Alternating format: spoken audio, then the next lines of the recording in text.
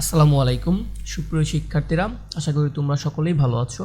আজকে আমরা সপ্তম শ্রেণীর ডিজিটাল প্রযুক্তি বই থেকে শিখন অভিজ্ঞতা 8 এর সেশন 2 নিয়ে কথা বলবো। সেশন 2 যোগাযোগের মাধ্যম বা চ্যানেল তৈরি।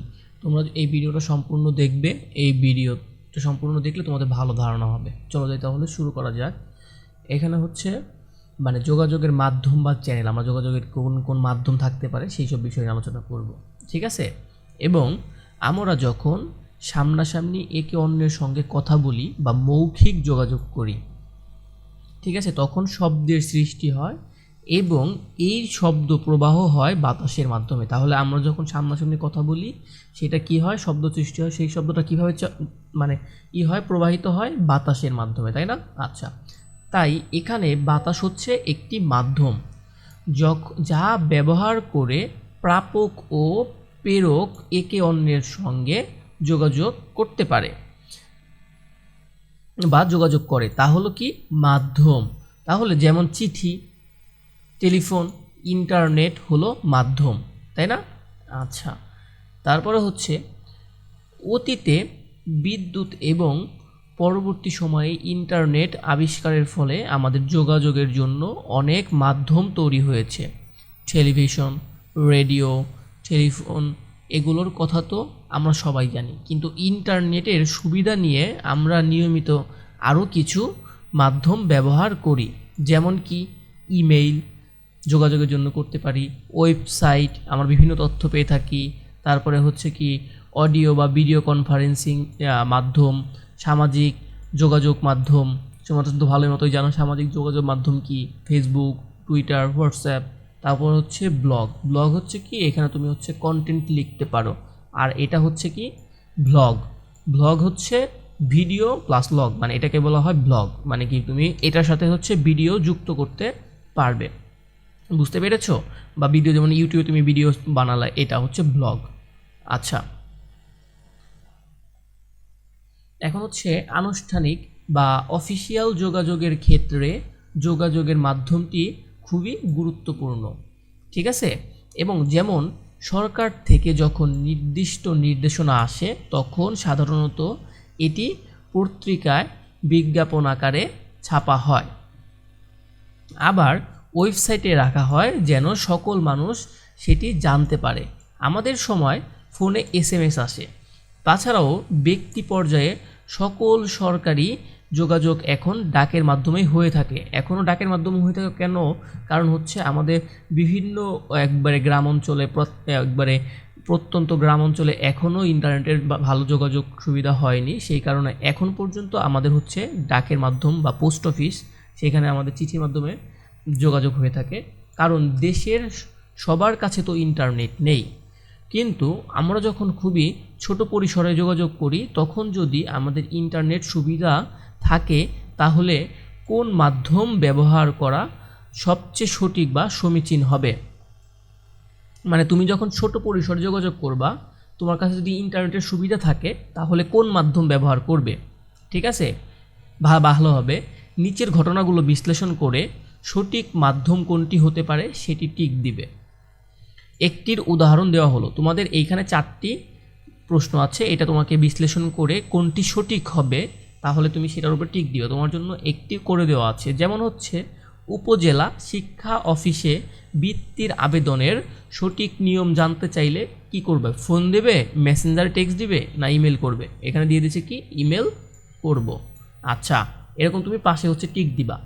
দ্বিতীয় হচ্ছে কি বলেছে, শিক্ষকের কাছে আগামী দিনের পরীক্ষা বাতিল হয়েছে কিনা সে বিষয়ে নিশ্চিন্ত হতে যোগাযোগ করতে চাইলে, মানে শিক্ষকের কাছে আগামী দিনের পরীক্ষা বাতিল হয়েছে কিনা সেই বিষয়ে নিশ্চিত হতে যোগাযোগ করতে চাইলে কি করবা? ভিডিও কল দিবা, এসএমএস করবা, না ব্লগ বানাবা? বলো তো কোনটা বানাবা, বলো। এখানে হবে এসএমএস করব, তাই না? এসএমএস এর পাশে টিক দিবা, এই যে খ নাম্বারটা। তারপরে বন্ধুর কাছে আগামীকালের বাড়ির কাজ জানতে যোগাযোগ করতে হলে কি করবা? অডিও কল দিবা, নাকি সামাজিক যোগাযোগ মাধ্যমে লিখবা, নাকি ইমেইল করবা? বন্ধুর কাছে আমরা সাধারণত কি করব? অডিও কল দিব। তারপরে হচ্ছে নিজের উপজেলায় পরিবেশ দিবস পালন উপলক্ষে উপজেলা পরিবেশ মেলার আয়োজন করার জন্য উপজেলা শিক্ষা অফিসারের নিকট আবেদন করব। যেভাবে টেক্সট পাঠাবো, অডিও কল দেবো, নাকি ইমেল করব, কোনটা হবে বলো তো? ইমেল করব। আচ্ছা, এইভাবে তুমি হচ্ছে টিক দিবা, তাহলে তোমার এই শখটি হয়ে গেল। আচ্ছা, তোমাকে একটা আগামী সেশনের প্রস্তুতি দিয়েছে, আমি সেটাও তোমাকে বুঝিয়ে দিই, ইনশাল্লাহ তোমরা করে ফেলতে পারবে, এবং আমিও তোমাদের নমুনা হিসেবে করে দেখাবো, কোনো সমস্যা নেই। এখন আমরা এই অভিজ্ঞতার মাধ্যমে সবাই মিলে আমাদের আশেপাশের এমন একটি সমস্যা চিহ্নিত করব যেটির সমাধান একা করা প্রায় অসম্ভব।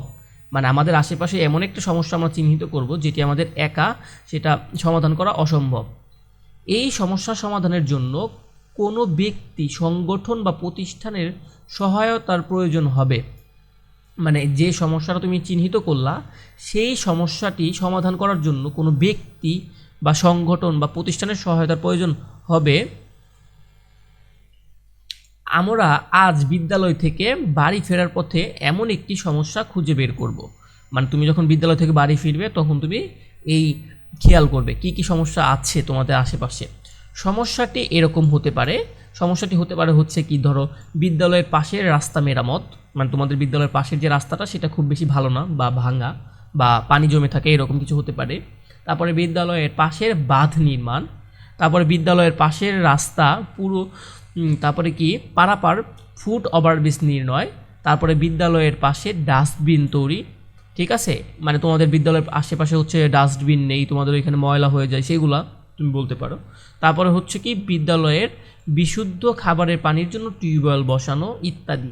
এগুলো বোঝার সুবিধার্থে দেওয়া হলো, মানে তুমি এখান থেকে যে কোনো একটা নিতে পারো। বা তুমি তোমার বিদ্যালয়ের চারপাশে পর্যবেক্ষণ করে সবচেয়ে গুরুত্বপূর্ণ সমস্যা খুঁজে বের করবা। ঠিক আছে, এখন চলো যাই, আমি তোমাকে এটা নমুনা উত্তর দেখিয়ে দেই। ফর এক্সাম্পল, তুমি বিষয়টা লিখেছো কি, সমস্যাটা হচ্ছে কি বিদ্যালয়ের পাশের রাস্তা মেরামত। তুমি এভাবে লিখতে পারো। তুমি যদি জাস্ট খালি বিষয়টা যদি লিখে তোমার টিচার যদি বলে তোমাকে হচ্ছে সমস্যাটা খুঁজে বের করবা, তাহলে তুমি শুধুমাত্র লিখবা সমস্যা এই বা বিষয় বিদ্যালয়ের পাশে রাস্তা মেরামত, বা ওই যে ওইখানে কয়েকটা উদাহরণ দেওয়া আছে, যে কোনো তুমি ওইখান থেকে একটি নিয়ে নিবা, তাহলে কি তোমার হয়ে গেল। আর কিন্তু তোমাদের টিচার যদি বলে না এটা সমাধান করতে তুমি কার কাছে চিঠি পাঠাবা বা কী পদক্ষেপ নিবা সেটা বিশ্লেষণ করো, তাহলে এই পার্টটুকু লিখবা, না হলে লিখবা না। ঠিক আছে। আচ্ছা, যদি বলে থাকে তুমি সমস্যাটি চিহ্নিত করো এবং সেই সাথে সাথে এই সমস্যা সমাধানে তোমার কার কাছে যেতে হবে সেটা বিশ্লেষণ করো, তাহলে তুমি ব্যাখ্যা করো, তাহলে তুমি এটা লিখবা। ঠিক আছে, যেমন আমি তোমাদের উদাহরণস্বরূপ লিখে রেখেছি, বিদ্যালয়ে যাওয়ার পথে যে রাস্তাটি ব্যবহার করি সেখানে প্রায়ই পানি জমে থাকে। এই সমস্যাটি আমরা নিজেরা ঠিক করতে পারবো না। এটা তো একটা বড় সমস্যা, তাই না? এটা আমরা নিজেরা ঠিক করতে পারবো না। এই জন্য আমাদের স্থানীয় ইউনিয়ন পরিষদে অভিযোগ জানাতে হবে। ঠিক আছে, বা তোমাদের যদি যারা গ্রামে থাকো তাদের স্থানীয় ইউনিয়নে জানাতে হবে, আর যারা হচ্ছে কি শহরে থাকো তারা স্থানীয় কাউন্সিলর কাছে জানাতে পারো। ঠিক আছে, আমরা চিঠি লিখে পাঠাতে পারি, অথবা তাদের ওয়েবসাইট বা অ্যাপের মাধ্যমে জলাবদ্ধতার ছবি এবং সমস্যা সম্পর্কে বিস্তারিত জানাতে পারি। এরপর ইউনিয়ন পরিষদ সমস্যাটি সমাধানের ব্যবস্থা নেবে। তাহলে আমি কি জানতে পারলাম, এই যে একটা সমস্যা সেটা জানার জন্য আমি কার কাছে যাব বলো তো? ইউনিয়ন। যদি গ্রামে থাকি আমি তাহলে ইউনিয়নে যাব, আর যদি শহরে থাকি তাহলে কি করবো বলো তো? আমাদের স্থানীয় যে কাউন্সিলর থাকে সেই কাউন্সিলরের কাছে যাব, তাই না? তাকে একটা কি গেলেই কি হবে, তাকে আমি ভিডিও কলে বলবো না, কিভাবে বলবো? তাকে চিঠির মাধ্যমে বলতে হবে, তাই না? তার কাছে অ্যাপ্লিকেশন করতে হবে, তারপরে সেই কাউন্সিলর বা আমাদের ইউনিয়নটি সেটা আমাদের সমাধান করে দেবে, তাই না? মানে এটা একটা আমাদের, তাহলে আমরা কিভাবে যোগাযোগ করতে পারি এবং কার সাথে কিভাবে যোগাযোগ করব এবং কোন সমস্যা হলে আমরা কিভাবে সেটা সমাধান বের করব সেটা তোমরা আশা করি বুঝে গেছো। ধরো ফর এক্সাম্পল তোমাদের হচ্ছে এইখানে রাস্তা মেরামত না, তোমাদের পাশে হচ্ছে কি একটা ডাস্টবিন নির্মাণ করা দরকার। তুমি কি করতে পারো, এটা তো খুব বেশি বড় কিছু না, যদি ছোট ডাস্টবিন হয় তাহলে তুমি তোমার স্কুলের প্রধান শিক্ষকের কাছে বলতে পারো, তাই না? আমাদের একটা ডাস্টবিন লাগবে, এরকম হতে পারে। বা যদি বড় আকারের পরিসরে লাগে তাহলে তুমি কি করবা, তোমার স্থানীয় ইউনিয়ন পরিষদে অভিযোগ জানাবা। ঠিক আছে, বা চিঠি লিখবা, তাহলে তারা এটা পদক্ষেপ নিবে। আশা করি তোমরা বুঝে গেছো। তাহলে বন্ধুরা আজকের মতো এই পর্যন্তই, পরবর্তী ভিডিওতে আবারও দেখা হবে। ধন্যবাদ সকলকে।